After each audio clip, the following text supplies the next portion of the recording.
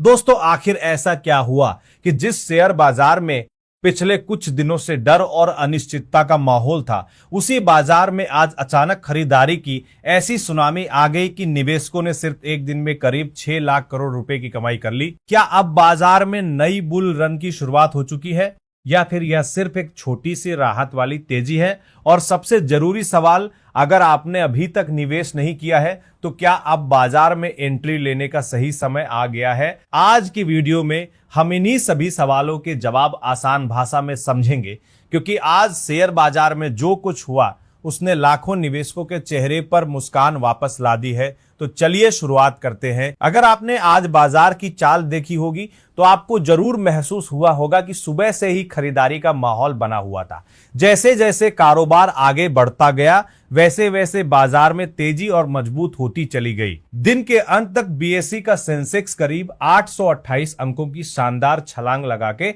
77,569 के स्तर पर बंद हुआ।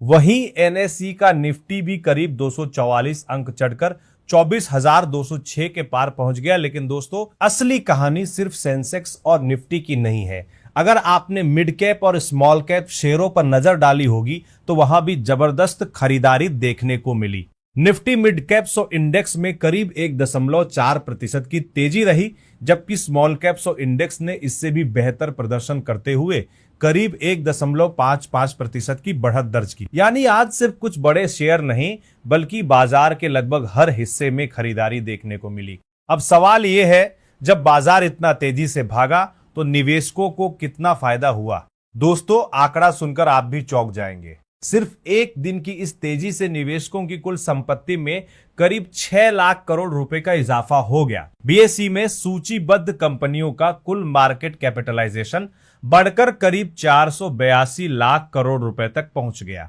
यानी एक ही दिन में बाजार ने करोड़ों नहीं, लाखों करोड़ रुपए की संपत्ति जोड़ दी। लेकिन दोस्तों, ये पहली बार नहीं है। अगर पिछले 2 कारोबारी दिनों को जोड़कर देखें तो सेंसेक्स कुल मिलाकर करीब 1066 अंक ऊपर चढ़ चुका है। वहीं निफ्टी भी करीब 325 अंकों की बढ़त दर्ज कर चुका है। यानी लगातार दूसरे दिन बाजार में मजबूत तेजी देखने को मिली।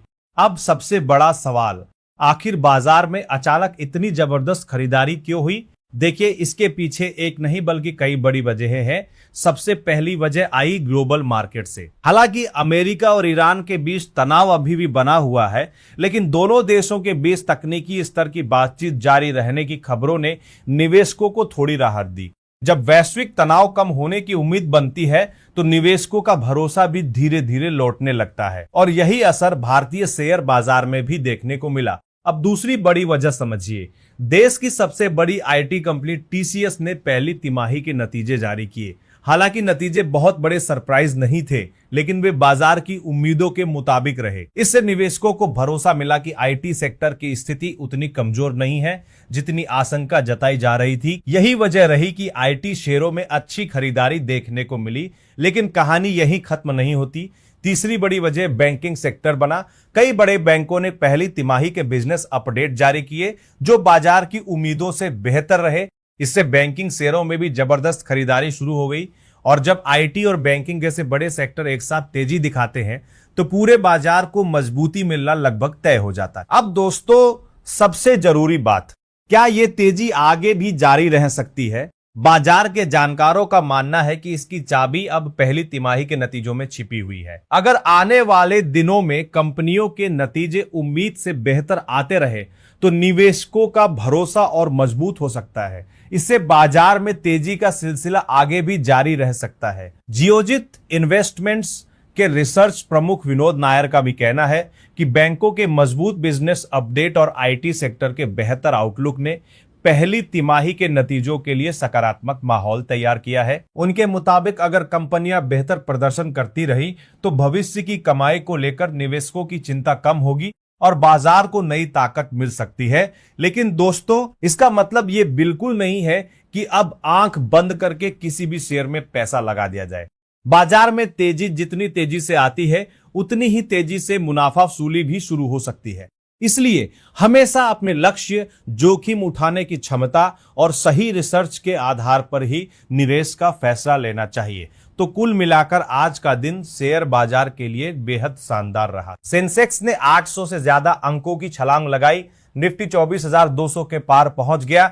निवेशकों की संपत्ति में करीब 6 लाख करोड़ रुपए का इजाफा हुआ और बाजार को मजबूत सपोर्ट मिला आईटी सेक्टर, बैंकिंग शेयरों और बेहतर वैश्विक संकेतों से। अब सबकी नजर आने वाले दिनों में कंपनियों के पहली तिमाही के नतीजों पर रहेगी, क्योंकि वही तय करेंगे कि ये तेजी आगे भी जारी रहेगी या बाजार फिर से उतार चढ़ाव का सामना करेगा। अब मैं आपसे जानना चाहता हूं, क्या आपको लगता है कि शेयर बाजार में अब नई तेजी शुरू हो चुकी है या फिर यह सिर्फ एक अस्थायी उछाल है? और अगर आज आपको निवेश करना हो तो आप आईटी सेक्टर चुनेंगे, बैंकिंग सेक्टर या फिर किसी और सेक्टर पर दांव लगाएंगे? अपनी राय नीचे कमेंट में जरूर बताइए।